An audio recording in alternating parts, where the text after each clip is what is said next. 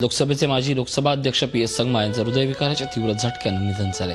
वयाच्या 68व्या वर्षी त्यांनी अखेरचा श्वास घेतला। दिल्लीतल्या राहत्या घरी त्यांचं निधन झाले। ते मेघालयचे मुख्यमंत्री होते। मेघालयच्या तवरा जिल्ह्यातून ते खासदार म्हणून निवडून आले होते।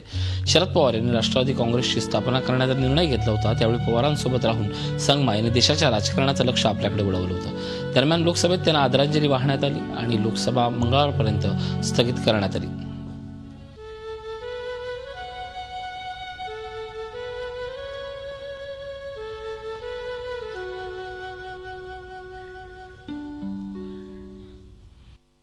मेरे बहुत अच्छे मित्र थे, बहुत अच्छे इंसान थे और लोकसभा के स्पीकर के रूप में उन्होंने जो कार्य किया है वो हमारे देश की जनता और संसद कभी भूल नहीं सकती।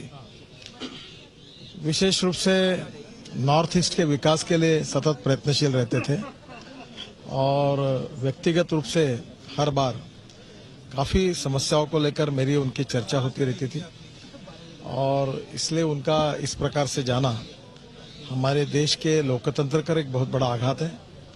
संसद का एक आदर्श स्पीकर हमारे बीच में से चला गया है। कई साथ हम लोगों ने साथ काम किया। As a chief minister of Meghalaya when I was leading Maharashtra, then we were together here in the union government when he was speaker, and we are really successful and effective speakers. Then we have formed a party, Congresses, under my leadership, because he was quite fit, quite active, and also member of parliament. Still yesterday I was told that he was in Lok Sabha. In fact, country has lost a great person. Lok Sabha अध्यक्ष PS Sangma यांच्या कारकिर्दीवर एक नजर।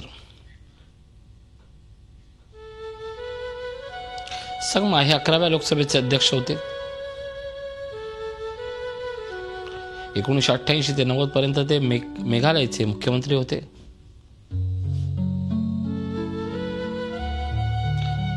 संगमा हे मेघालयमधून 8 वेळा खासदार म्हणून निवडून आले होते। राष्ट्रवादी काँग्रेसच्या स्थापनेत त्यांचा महत्त्वपूर्ण सहभाग होता।